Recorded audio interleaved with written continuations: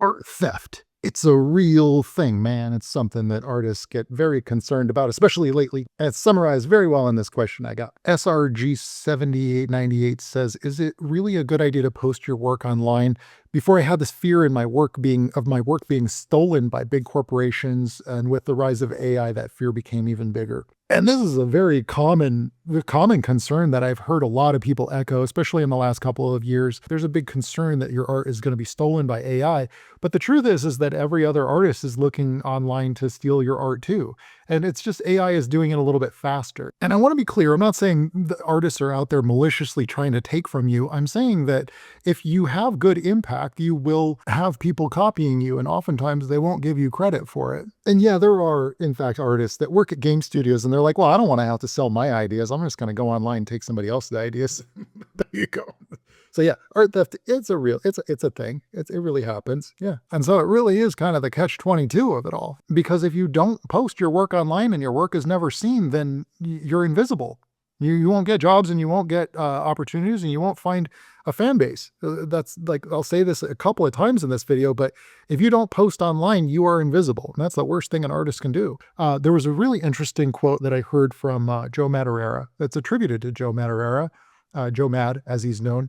A buddy of mine used to work for him, and he asked him, hey, like, everybody steals your art. Like, what is that? Does that concern you? Like, do you worry about that?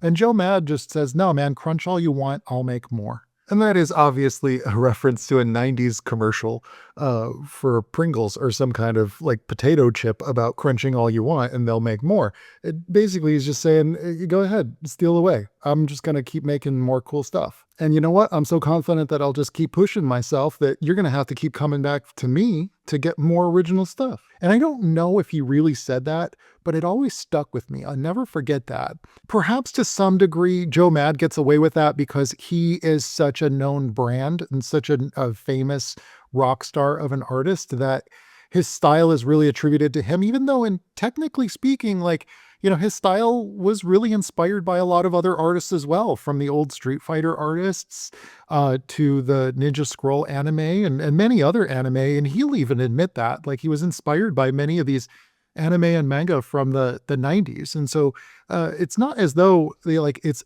distinctly his thing, but his brand is fairly consistent. And so what I'm trying to say is that something we can learn from this attitude is that you have to be willing and okay with people being inspired by your work. In fact, the worst thing would be if nobody's inspired by your work and nobody's emulating anything you do. Nobody gets inspired by what you're doing. Then you're just sort of invisible. So like, we want to have people inspired by our work, right?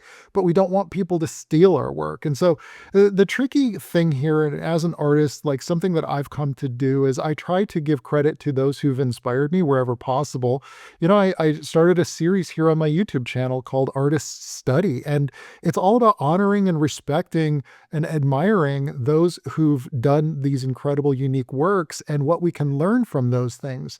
But it's giving absolute credit to those artists. And I do those videos partly because I would just like to see more of that. I'd like to see artists paying tribute and showing respect to those artists who've paved the way before them. When I say credit, I just mean like when you're making your video about it or you're posting about it, to go, hey, I was really inspired by, whoever, Akira Toriyama or Joe Mad or whoever, or Trent Kaniuga. Hey, I was really inspired by this other artist. And so like, that's why I made what I made here. Obviously, like, you can't count on somebody to do that.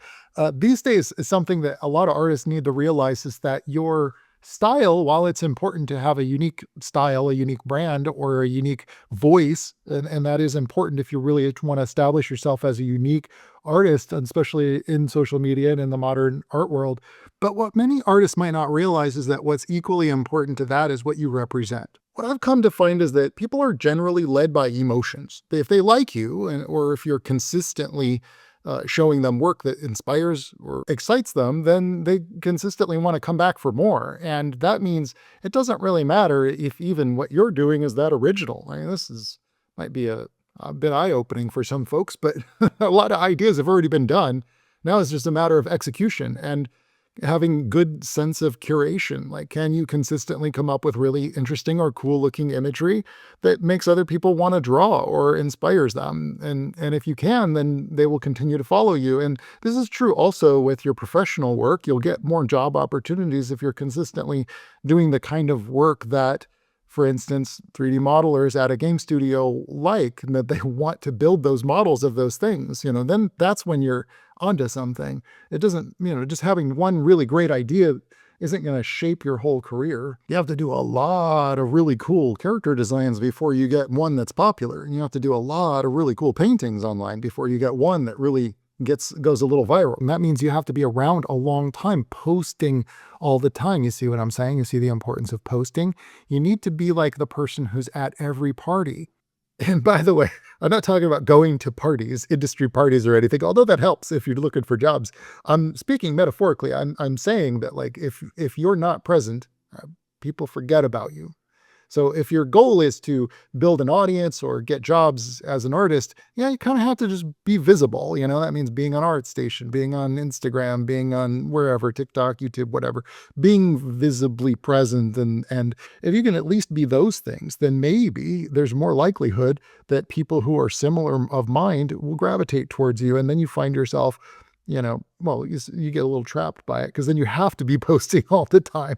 And it is a hamster wheel. The whole freaking thing's a hamster wheel. But at the same time, isn't life is the hamster wheel, man. And we're just the humans pretending to be hamsters, thinking that if all the other hamsters saw how great we're running in our little wheel, that maybe they would notice our wheel is bigger than their wheel. And if our wheel was bigger than their wheel, then I could be happy.